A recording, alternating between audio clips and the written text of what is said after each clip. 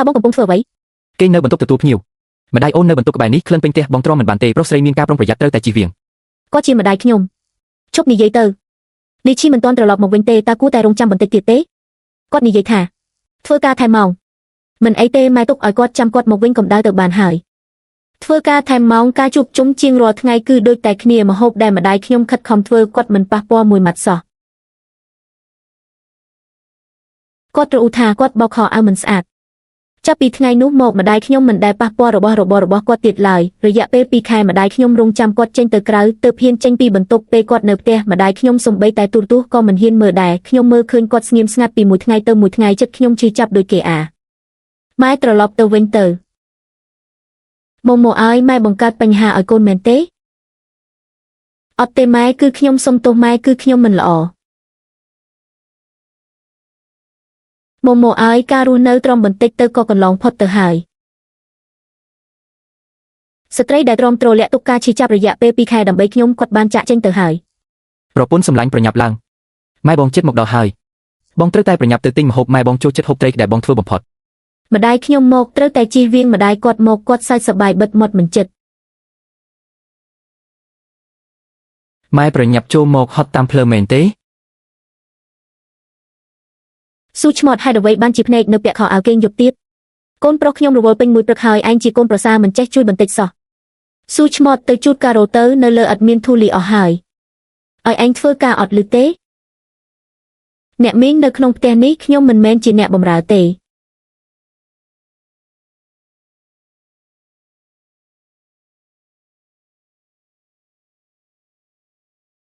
มันดังกาละเตสะล้อจังขยมนังออยเนเมื่อทาตาไว้เตอได้หาทาดังกาละเตสะ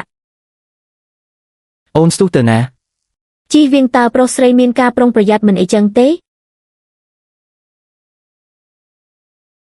จีเวียงจีมวยเนนะไอนี่ยัยไอประเดประดานังสู้ชมอดไอนี่ยัยเอาจะบ้าเมื่อไอจังเตอนะประเดี๋ยมันแมนบ้องจีเนบังเรียนโอนเตไอจักตุ้มเนบเตแต่งแต่มันสมรู้เตอแต่ปรงประหยัดอธิปโลเอเลนี้ไม่บองหมกดอหายปุยืงแต่งปีเนี่ยเนกรอมดับโบกแต่มวยแต่มันสำรวจลายโดยเฉพาะโอนเจงเตอเนขังกราวมวยระยะเปจีเวียงซูชมอดโอนกลมหมกหลบลายขยมมันบานหลบลายเตขยมกำปงแต่โกรุกตามฉบับได้บองบังการหลังมาได้ขยมเนบเตนี้อระยะเปปีแคบองดับใบจีเวียงบานเก่งเนบรรทุกเฟื่อกาอปีแคมาหกเนบเตบองมันหกมวยมัดเตบายนั่งบรรทุกตัวพิ้วบองมันได้โจมวยจุ่มเหียน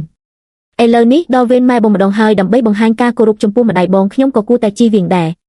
บองกบารอมขยมมันแมนกรอนแต่เก่งเนบรรทุกเฟื่อกาเตขยมนึงเตอเอาชไงลีชีฉบับได้บองบ้านกำนอดยังหอยนะก็เติมมีเนนามเนกันตามบองระหดดอตีบรรจบได้เหม็นเตลีชีอันเมื่อประปนละอได้อันรีบกาหมกไม่ตึบแต่หมกดอยนิ่งก็รีบจอมจะเจงนิ่งฉบับชีมันสวากุมหมายเตเนมิงเนตีเตอหายขยมคือปัจจีมันสวากุมเนแมนบองมันอนุญาตเอาโอนเตอเตลีชีประหลายได้กุมเฟื่อเอาขยมเมื่องีบอง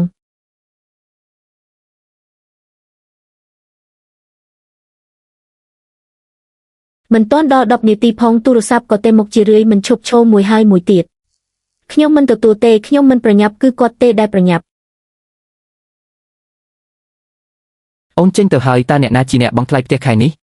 ไม่บองเนตีนี้จำนายจรานบองอ้อลุยหายให้เดวัยบ้านจีอันบันดอยเอายิงเตอออดบ้านกาไม่ก็มียัยติดจงกรอยกอดก็เลยกันตุยกันจงหมกหาย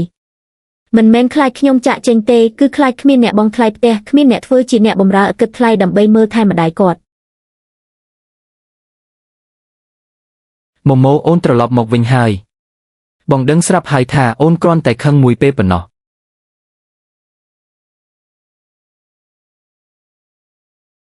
นี่คือจีสิบเพอบัญชีครูซาเยิงจับตั้งปิดไงดำบงในการเรียบกากันนี้จำนายนิมวยขยมบ้านกอดตราอย่างฉบับหลัวมันแม่นบ้องนิยายทาจำนายจรานออนลอยหายเตะหมกปุยเยื่อมือแต่งออกเนียมือทาวินนังทมทอดปนนาใครไม่ซาจีใครดำบงได้มาได้ขยมหมกดอจำนายสรุปขนมเตะคือใบปอนปรามมวยร้อยแปดสิบยอนคลายเตะใบปอนปรามร้อยจำนายประจำไงมวยร้อยแปดสิบยอนขนมจำนองมวยร้อยแปดสิบยอนนี้บองบ้านยก50ยอนเตติงบาร์มาได้ขยมเนตีนี้มวยใครจำนายขนมจีบเพียบรูเนอได้บองบ้านและบองจมพูครูซานี่คือโซนใครอุสเพียจีใครตีปีได้มาได้ขยมเนตีนี้จำนายสรุปใบปอนปรามมวย130ปีคลายเตะใบปอนปรามร้อยจำนายประจำไงมวย130ปียอนแค่นี้บองดังครูนะเหมือนบ้านเจงประขนมเตะมวยเซนซอมันเติมแต่เหมือนเจงเตแทนแต่งดอกประใบยอนเจงปีกาดซ้ำๆเตียบพอง ដូច្នេះម្ដាយខ្ញុំនៅផ្ទះនេះអស់រយៈពេល2ខែគាត់មិនត្រឹមតែមិនបានចំណាយលុយយើង1សេនទេគ្រួសារយើងបែរជាដោយសារតែការត្បិតត្បៀតរបស់គាត់ចំណាយក្នុងជីវភាពរស់នៅធ្លាក់ចុះដល់កម្រិតទាបបំផុតក្នុងប្រវត្តិសាស្ត្រសៀវភៅបញ្ជីស្អីលុយស្អីពួកឯងគិតគូលុយកាក់ពួកឯងកំពុងគិតស្អីហ្នឹងម៉ែកុំនិយាយអីខែនេះគិតចាប់ពីថ្ងៃដែលម្ដាយបងមកដល់រហូតមកដល់ថ្ងៃនេះសរុបមាន2ថ្ងៃថ្ងៃដំបូងបងទៅទិញបន្លែផ្លែឈើអស់865យួនអ្នកទៅទិញបន្លែផ្លែឈើអស់865យួនព្រឹកនេះដល់អស់500ទៀតថាទិញកម្រាលពូកថ្មីឲ្យម៉ាក់អ្នកលុយទាំងអស់នេះគឺបានមកពីប្រាក់សន្សំរួមរបស់យើងដូច្នេះលេខហើយអ្វីដែលអ្នកហៅថាចំណាយច្រើនមិនមែនដោយសារម៉ាក់អ្នកមកទេគឺដោយសារតែអ្នកចុងក្រោយចាប់ផ្ដើមចំណាយលើម៉ាក់អ្នកអ្វីដែលអ្នកហៅថាគ្មានលុយគឺគ្រាន់តែអ្នកមិនចង់ប្រើប្រាក់ខែខ្លួនឯងមកចំណាយលើការសប្បាយរបស់ម៉ាក់អ្នកប៉ុណ្ណោះអ្នកហៅខ្ញុំត្រឡប់មកវិញក្រែងលោចង់ឲ្យខ្ញុំបន្តប្រើប្រាក់ខែរបស់ខ្ញុំដើម្បីប៉ះប៉ូវរួមថវិកាដែលអ្នកចំណាយលើម៉ាក់អ្នកមែនទេឯងជាស្រីម្នាក់នេះហេតុអ្វីបានជាចិត្តអាក្រក់ម្លេះឯងហ៊ានកត់ត្រាបញ្ជីខ្នងកូនប្រុសខ្ញុំផងអ្នកមីងនេះគេហៅថាការពិចារណាដោយហេតុផលខ្ញុំកត់ត្រាបញ្ជីគ្រាន់តែចង់ឲ្យខ្លួនឯងរស់នៅដោយច្បាស់លាស់បន្តិចហើយក៏ដើម្បីពេលដែលមនុស្សមួយចំនួនព្យាយាមបំផ្លាញស្ទើរជាខ្មៅខ្ញុំអាចយកការពិពិតមកផ្ទះកំភ្លៀងមុខនាងយ៉ាងចាស់ដៃលេខការយើងការរៀបការអ្នកធ្លាប់និយាយថារបស់អ្នកគឺជារបស់ខ្ញុំគឺជារបស់អ្នកឥឡូវនេះខ្ញុំសម្រេចចិត្តដកឃ្លាពាក់កណ្ដាលក្រោយវិញអូមែនហើយភ្លេចប្រាប់អ្នកខ្ញុំទើបតែបានកក់សម្បត្តិយន្តហោះទៅសេញមួយទៅកំសាន្តមួយសប្តាហ៍ជូនពរអ្នកនិងម៉ាក់អ្នករស់នៅជាមួយគ្នាដោយសប្បាយរីករាយទៅសេញឯងយកលុយអ្នកណាទៅសេញស្រីកំរោបំផ្លាញទ្រព្យម៉ាក់កុំលោឡាទៀតអីឃ្មោះឯងចាំបាច់ត្រូវធ្វើបែបនេះមែនទេយ៉ាងម៉េចខ្ញុំចំណាយលុយខ្លួនឯងទៅសម្រាប់អារម្មណ៍មានបញ្ហាអីមែនទេការប្រាក់ខែខ្ញុំគឺនៅក្នុងដៃខ្ញុំរហូតខ្ញុំមានសិទ្ធិចាត់ចែងប្រាក់ចំណូលខ្លួនឯងផ្ទុយទៅវិញគឺអ្នកលេខហើយអ្នកយកលុយសន្សំរួមរបស់យើងទៅទិញអីវ៉ាន់ឲ្យម៉ាក់អ្នកបានឆ្លងកាត់ការយល់ព្រមពីខ្ញុំហើយឬនៅនឹងជាម៉ាក់ខ្ញុំឲ្យលុយម៉ាក់ខ្ញុំបន្តិចបន្តួចវាមានរឿងអីពិតជាបានប៉ុន្តែអ្នកគួរតែចំណាយលុយខ្លួនឯងកាត់ឈូម៉ូនោះរៀងរាល់ខែពួកយើងម្នាក់ដាក់ចូល3000យួនសម្រាប់បងរំលោភផ្ទះនិងចំណាយប្រចាំថ្ងៃឥឡូវនេះដើម្បីម៉ាក់អ្នក2ថ្ងៃអ្នកចំណាយអស់ជាង1300យួនតើប្រាក់រំលោភផ្ទះខែនេះធ្វើយ៉ាងម៉េចថ្ងៃដែលនៅសល់រស់នៅយ៉ាងម៉េចអញមិនខ្វល់កូនប្រុសអញតញោចំពោះអញជាត្រឹមត្រូវឯងគ្មានសិទ្ធិមកខ្វល់ទេមែនខ្ញុំគ្មានសិទ្ធិខ្វល់ទេដូច្នេះខ្ញុំទៅហើយខ្ញុំចេញទៅដើរលេងមិនចំណាយលុយផ្ទះ1សេនឡើយប្រាក់រំលោភផ្ទះខែនេះចំនួនពាក់កណ្ដាលរបស់ខ្ញុំនឹងផ្ញើចូលកាតតាមពេលកំណត់ចំណែកអ្នកទាំងពីររកវិធីខ្លួនឯងទៅប្រាក់ខែគេមិនខ្ពស់ជាងខ្ញុំប៉ុន្មានទេកាលពីមុននៅក្នុងផ្ទះមានខ្ញុំសន្សំសំចៃឥឡូវនេះគេគួរតែស្គាល់រសជាតិចំណាយដោយខ្លួនឯងហើ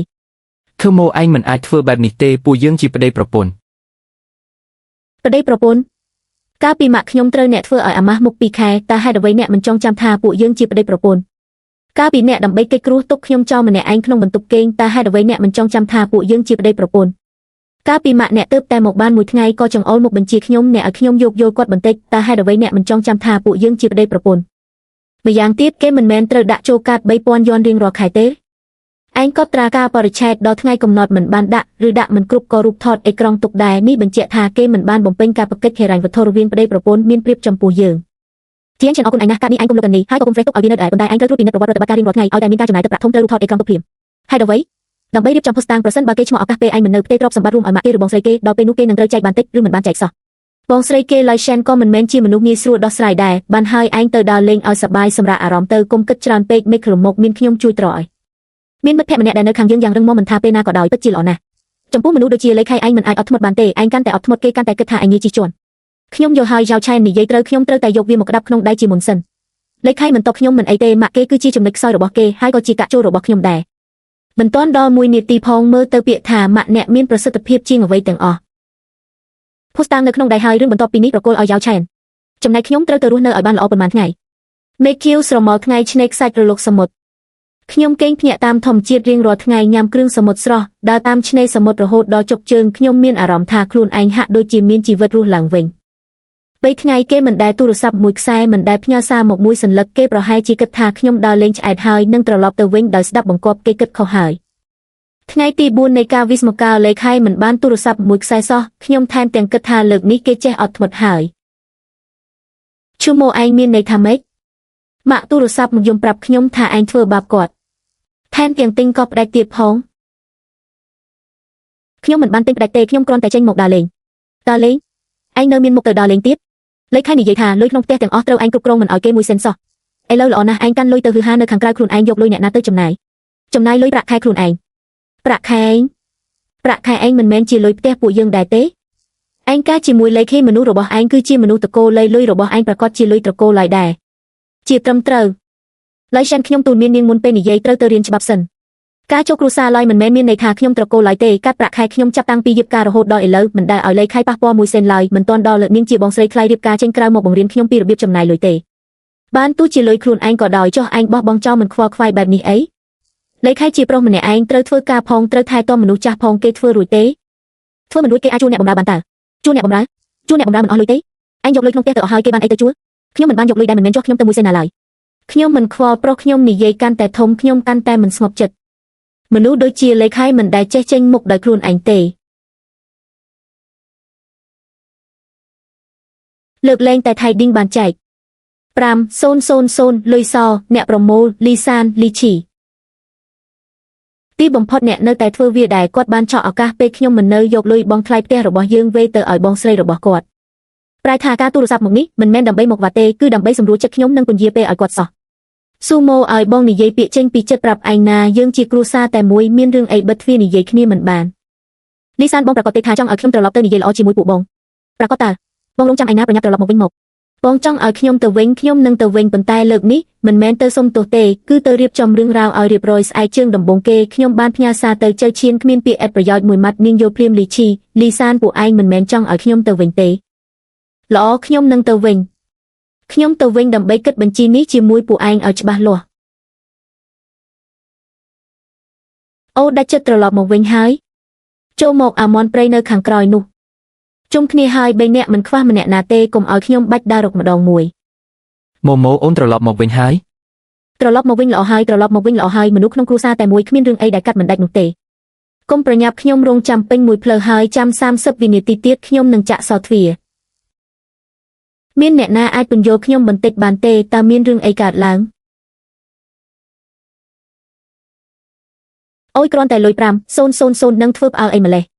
មនុស្សក្នុងគ្រួសារតែមួយវេរលុយឲ្យគ្នាបន្តិចបន្តួចមានអីប្លែកមែនលុយនេះបងជាអ្នកទទួលមែនទេគឺបងជាអ្នកទទួលហើយយ៉ាងម៉េចនឹងជាលុយដែលប្អូនប្រុសបងឲ្យបងខ្ចីតាមួយរយៈនេះផ្ទះបងខ្វះខាតលុយកាក់បង្វិលជាមួយប្អូនបង្កើតបន្តិចខុសច្បាប់មែនខ្ចី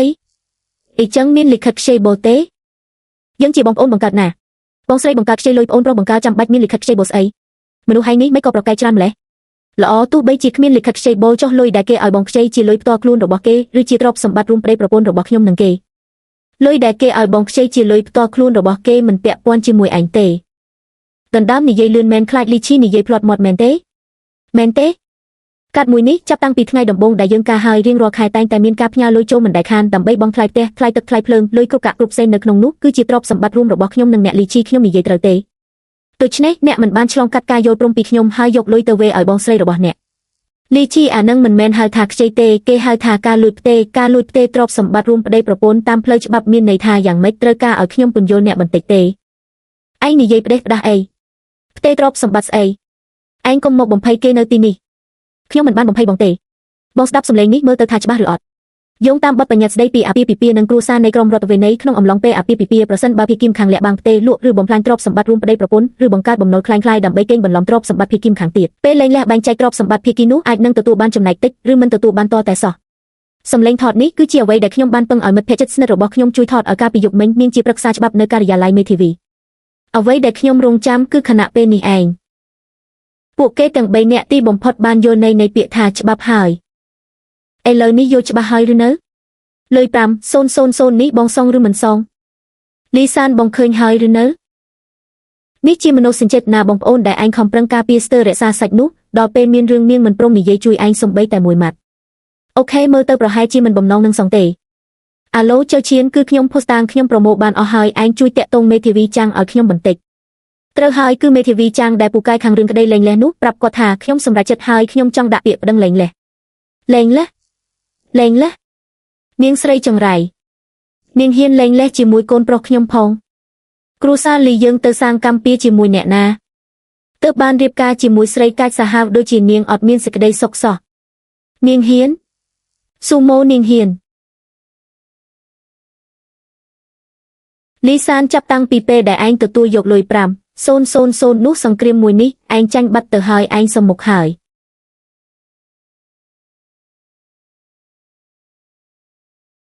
Sumo Sumo អូនចាំបាច់ធ្វើរឿងឲ្យដាច់អហង្ការដល់ថ្នាក់នឹងមែនទេ ដាច់អហង្ការលីឈីរវាងពួកយើងទាំងពីរតើនរណាជាអ្នកដាច់អហង្ការតើជាខ្ញុំពេលម៉ែខ្ញុំមកហើយអ្នកកិច្ចវីដូចជួបមេរោគរាតត្បាតអស់2ខែឬជាអ្នកពេលម៉ែអ្នកមកភ្លាមអ្នកលួចលាក់យកលុយបងថ្លៃផ្ទះរបស់យើងទៅវេឲ្យបងស្រីអ្នកលីឈីអ្នកមកនិយាយរឿងដាច់អហង្ការជាមួយខ្ញុំអ្នកស័ក្តិសមទេអ្នកស្អីអ្នកចង់និយាយថាអ្នកគ្រាន់តែវង្វេងមួយពេលមែនទេអ្នកចង់និយាយថាគ្រួសារបងស្រីអ្នកពិតជាលំបាកខ្លាំងណាស់មែនទេប្តីបងធ្វើការនៅក្រុមហ៊ុនបរទេសប្រាក់ខែ15,000បងខ្លួនឯងធ្វើការនៅអង្គភាពរដ្ឋធ្វើការម៉ោង5 4ចេញម៉ោង5ស្រួលហើយថែមទាំងមានមុខមាត់ទៀតកូនប្រុសបងរៀននៅសាលាតែឯកជនថ្លៃបំផុតក្នុងតំបន់ថ្លៃសិក្សាមួយឆ្នាំ120,000លីសានបងមកប្រាប់ខ្ញុំមើលបងលំបាកនៅត្រង់ណាអូខ្ញុំនឹកឃើញហើយលីសានកាលពីប៉ុន្មានថ្ងៃមុនបងបានបង្ហោះកាបូបថ្មីមួយនៅក្នុង Moments មែនទេកាបូប Channel ខ្ញុំមើលបន្តិចទៅជាម៉ូដបុរាណតម្លៃ32,000លីសានបងយកលុយសង្គ្រោះជីវិតដែលខ្ញុំនឹងលីឈីសន្សំសម្រាប់បងថ្លៃផ្ទះទៅទិញកាបូបយីហោដើម្បីបង្អួតឋានៈរបស់បងលីឈីអ្នកយកលុយសង្គ្រោះជីវិតរបស់ខ្ញុំនិងលីឈីដែលត្រូវបងរំលោភផ្ទះទៅទិញកាបូបយីហោប្រណីតតម្លៃជាង30,000 យ៉នតើសុខជាញាក់របស់អ្នកធ្វើពីអ្វីឲ្យប្រាកដនោះជាលុយដែលខ្ញុំទិញដោយខ្លួនឯងវាមិនពាក់ព័ន្ធនឹងលុយ5,000នោះទេខ្ញុំមានប្រាក់សន្សំតខ្លួនមាត់រឹងស្ដាយណាស់ខ្ញុំបានបិទផ្លូវថយរបស់អ្នកទាំងអស់ហើយមែនទេចុះអ្នកប្រកាសទេថាលុយមកពីហាងជុះនេះជាប្រាក់សន្សំរបស់អ្នកពិតមែនហើយមិនមែនជាលុយ5,000ដែលអ្នកទើបតែទទួលបានបូករួមទាំងលុយបន្តិចបន្តួចដែលអ្នកបុកបញ្ចូលគ្នាអោព្រះអើយរស់លែងកាត់ហើយគ្រួសារនេះចិត្តបែកបាក់ហើយបាបកម្មអើយធ្វើបាបកម្មអ្វីទៅនេះជាការកាត់ក្តីជាសាធារណៈមួយហើយខ្ញុំគឺជាដើមចោតហើយក៏ជាចៅក្រមដែរការឈ្នះសង្គ្រាមមួយនេះធ្វើឲ្យខ្ញុំមានអារម្មណ៍ល្អណាស់ប៉ុន្តែពេលឈរនៅកណ្ដាលរឿងរ៉ាវញ៉ៃញ៉ៃទាំងនេះខ្ញុំមានតែអារម្មណ៍ធុញទ្រាន់ជាពន់ពេកប្រែថាការអស់ចិត្តគឺគ្មានការសប្បាយចិត្តតតែសោះលីឈីខ្ញុំឲ្យជំរើសពីរដល់អ្នកទី1យើងព្រមព្រៀងលែងលះគ្នាផ្ទះជាទ្រព្យសម្បត្តិមុនរៀបការមានឈ្មោះយើងទាំងពីរនាក់ម្នាក់ពាក់កណ្ដាលប្រាក់រំលោះផ្ទះដែលនៅសល់ម្នាក់ពាក់កណ្ដាលលុយក្នុងកាត់សន្សំរួមរបស់យើងម្នាក់ពាក់កណ្ដាលខ្ញុំមិនបានកេងចំណេញពីគេសំបីបន្តិចខ្ញុំគ្រាន់តែយកអ្វីដែលជារបស់ខ្ញុំមកវិញបន្តិចម្ដងលុយ5,000ដែលផ្ញើឲ្យបងស្រីអ្នកគិតជាការដូនផ្ទាល់ខ្លួនរបស់អ្នកដោយកាត់ចេញពីភាគហ៊ុនរបស់អ្នកឡានបានទៅអ្នកប្រាក់សន្សំបានមកខ្ញុំយើងបែកគ្នាដោយសន្តិវិធីចាប់ពីពេលនេះទៅគ្មាននរណារំខាននរណាឡើយ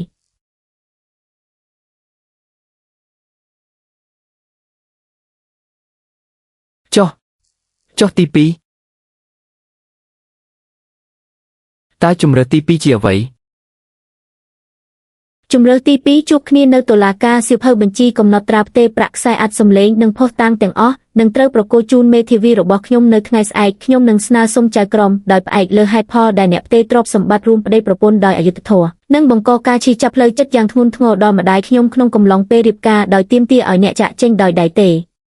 ពាក្យថាចាក់ចេញដោយដៃទេ4ម៉ាត់នេះខ្ញុំបានហាត់និយាយនៅក្នុងចិត្ត1000ដងមកហើយថ្ងៃនេះទីបំផុតខ្ញុំបាននិយាយវាដោយផ្ទាល់មាត់ស៊ីឡាចិត្តអ្នកដាច់ណាស់ដាច់ចិត្តលីឈីខ្ញុំធ្លាប់ឲ្យឱកាសអ្នកហើយការព្រមព្រៀងលែងលះជាការផ្ដល់កិត្តិយសចុងក្រោយដែលខ្ញុំអាចឲ្យអ្នកបានប្រសិនបើអ្នកមិនយកសំបីតែកិត្តិយសនេះទេអញ្ចឹងរវាងពួកយើងមានតែច្បាប់មួយគត់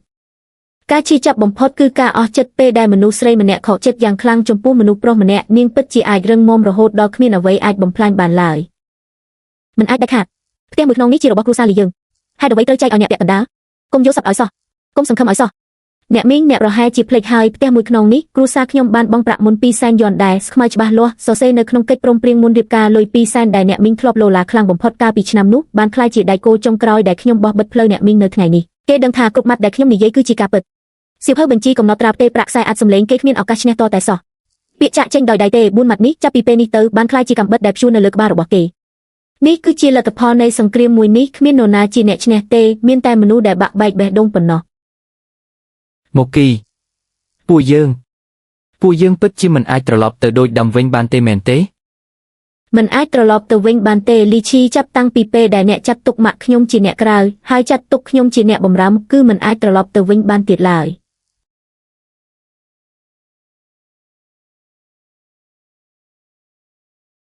នេះជាលើកទី1ហើយដែលខ្ញុំបានឃើញលីឈីយំប៉ុន្តែគ្រប់យ៉ាងវាហួសពេលទៅហើយស៊ីឡាខ្ញុំស្រឡាញ់អ្នកអត់ប្រយោជន៍មែនលុយ5,000 យ៉នមិនអាចខ្វះសូម្បីតែ1សេនស៊ីឡាចាត់ទុកថាអ្នកដាច់ចិត្តចុះគ្រូសាលីយើងទ្រាំទៀត លីឈីសំណើរបស់ខ្ញុំតើអ្នកគិតយ៉ាងម៉េចដែរព្រមព្រៀងលែងលេះឬជួបគ្នានៅតុលាការគេដឹងថាគេគ្មានជំរឿឡើយ ខ្ញុំចុះហត្ថលេខា ចប់ហើយកិច្ចព្រមព្រៀងត្រូវរៀបចំឡើងដោយមេធាវីចាងដែលជើឈៀនបានជួយស្វែងរកឲ្យខ្ញុំលក្ខខណ្ឌច្បាស់លាស់កាប់ប្រកិច្ចច្បាស់លាស់ដោយអ្វីដែលខ្ញុំបាននិយាយបេះបិទផ្ទះម្នាក់ពាក់កណ្ដាលបំណុលរំលោះម្នាក់ពាក់កណ្ដាលជំរឿគឺគេត្រូវបង់ថ្លៃផ្ទះពាក់កណ្ដាលឲ្យខ្ញុំឬក៏យើងលក់ផ្ទះរួចចែកលុយគ្នាគេបានជ្រើសរើសយកជំរឿទី1ប្រហែលជាមិនចង់ឲ្យម្ដាយគេដឹងនោះទេដើម្បីការខ្ញុំគេមិនត្រឹមតែមិនបានចំណេញអ្វីសោះចុងក្រោយថែមទាំងខាតបង់ផ្ទះពាក់កណ្ដាលទៀតគេបានប្រមូលកាយអស់ពីការបូកនិងបានខ្ចីសាច់ញាតិគ្រប់ទីទើបតែប្រមូលលុយបានគ្រប់ចំនួននោះនៅខណៈពេលដែលទទួលបានសារផ្ទេរប្រាក់ខ្ញុំគិតថាខ្ញុំនឹងសប្បាយចិត្តចង់សើចឬចង់រកនរណាម្នាក់មកអបអរសាទរប៉ុន្តែអត់មានសោះ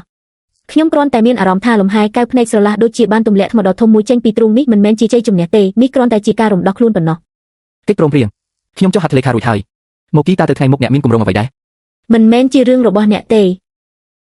ខ្ញុំនិងអ្នកលីឈីគ្មានទំនាក់ទំនងអ្វីនឹងគ្នាទៀតទេសុំទោសពេលដែលម្ដាយអ្នកមកខ្ញុំមិនរបង្ហាញទង្វើបែបនោះដាក់គាត់ទេខ្ញុំមិនគួរមិនរបង្ហាញទង្វើបែបនោះដាក់អ្នកឡើយ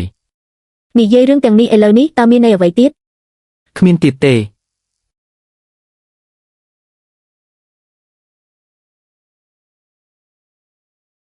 សុំមក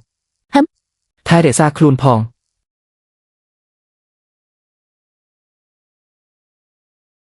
លីឈីយើងស្គាល់គ្នារយៈពេល7ឆ្នាំនិងរៀបការបាន3ឆ្នាំចាប់ពីថ្ងៃនេះទៅយើងលែងជួបគ្នាទៀតហើយមកជូម៉ាក់មកហើយម៉ាក់បានធ្វើម្ហូបដែលកូនចូលចិត្តខ្ញុំមិនបានប្រាប់ម៉ាក់រឿងនេះជាមុនទេខ្ញុំគិតថារឿងខ្លះក៏បីនិយាយទល់មុខគ្នាមកជូនេះជា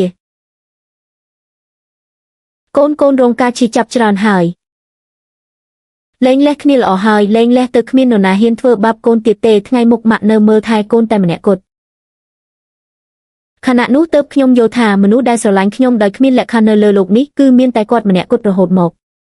ខ្ញុំបាននៅផ្ទះម៉ាក់មួយខែក្រោយមកខ្ញុំបានយកប្រាក់ដែលលីឈីឲ្យខ្ញុំទៅបង់រំលោះផ្ទះល្វែងតូចមួយនៅទីក្រុងមួយទៀតមិនធំប៉ុន្មានទេប៉ុន្តែល្មមឲ្យខ្ញុំនិងម៉ាក់រស់នៅយ៉ាងសុខសាន្តសូមស្វាគមន៍ដែលបានចូលរួមជាមួយក្រុមយើងអរគុណសូមជួយជ្រោមជ្រែងផង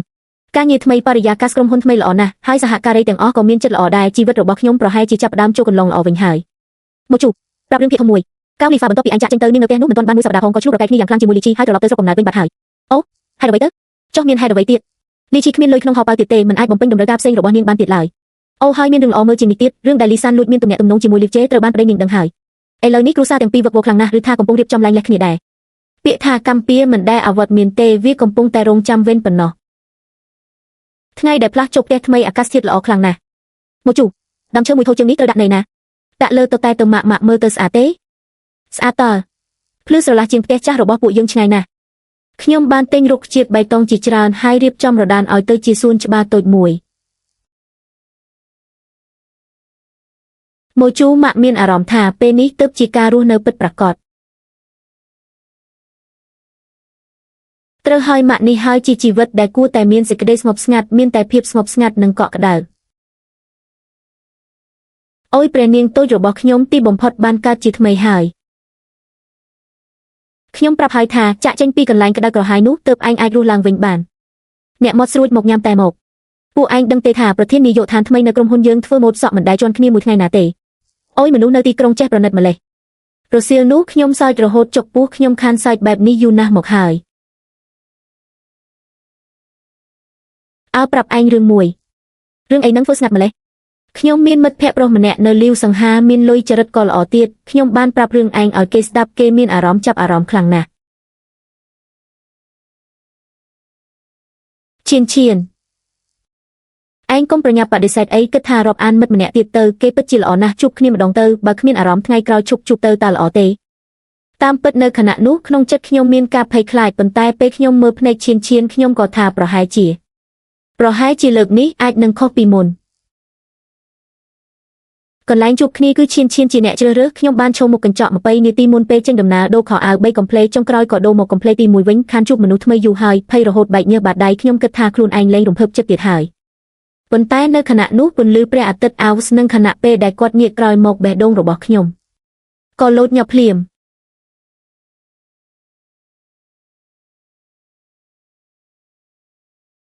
ជំរាបសួរខ្ញុំឈ្មោះហ្វាងជីយ៉ន ជំរាបសួរខ្ញុំឈ្មោះស៊ូម៉ូស្នាមញញឹមរបស់គាត់ដូចជាខ្យល់រដូវផ្ការីក អញ្ជើញអង្គុយពិសាអ្វីដែរខ្ញុំមកមកជូន ពួកយើងបាននិយាយគ្នាច្រើនតាំងពីការងារចំណងចំណូលចិត្តរហូតដល់ការធ្វើដំណើរ ខ្ញុំចូលចិត្តដើរលេងនៅទីក្រុងប្លែកខ្លាំងណាស់មិនបាច់មើលប្លង់ទេដើរលេងបែបហ្នឹងតែម្ដង ចៃដន្យម្លេះខ្ញុំក៏អញ្ចឹងដែរ អញ្ចឹងពួកយើងថ្ងៃក្រោយ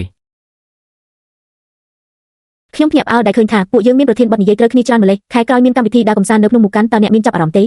គេមិនបានសួរដេញដល់ឡើយគេគ្រាន់តែស្ដាប់យ៉ាងស្ងប់ស្ងាត់ពេលខ្ញុំនិយាយហើយទាញខ្ញុំចេញពីការចងចាំដែលខ្ញុំមិនចង់នឹកឃើញដោយភាពទន់ភ្លន់ ស៊ូម៉ូថ្ងៃនេះសប្បាយចិត្តណាស់ដែលបានស្គាល់អ្នកសង្ឃឹមថាក្រោយមកទៀតមានឱកាសជួបគ្នាទៀតខ្ញុំក៏ដូចគ្នាដែរ ហ្វាងជីយ៉នគឺជាមនុស្សដំបូងក្នុងរយៈពេល3ឆ្នាំនេះដែលធ្វើឲ្យខ្ញុំជឿជាក់លើពាក្យថាថ្ងៃមុខប្រហែលជារឿងរ៉ាវរបស់ខ្ញុំទើបតែចាប់ផ្ដើមប៉ុណ្ណោះ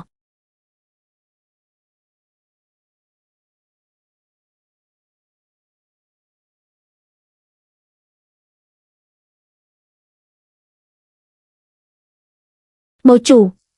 ត្រឡប់មកវិញហើយយ៉ាងម៉េចដែរចម្លើយខ្លះមិនបាច់និយាយចេញមកទេម៉ាក់មើលតែមួយផ្លែតក៏យកភ្លាមនៅខណៈនោះក្រុងទាំងមូលស្អាតរហូតដល់ដំបូលផ្ទះប្រៀបដូចជាកំពុងជូនពរឲ្យខ្ញុំអញ្ចឹងភាពអ៊ូអរនៅពេលថ្ងៃបានកន្លងផុតទៅយប់ដ៏ត្រចះត្រចង់របស់ខ្ញុំទើបតែចាប់ផ្ដើមប៉ុណ្ណោះ លីកហើយស៊ូម៉ូដែលធ្លាប់តែអត់ទ្រាំឈឺចាប់ស្វាគមន៍ខ្លួនខ្ញុំសារជាថ្មី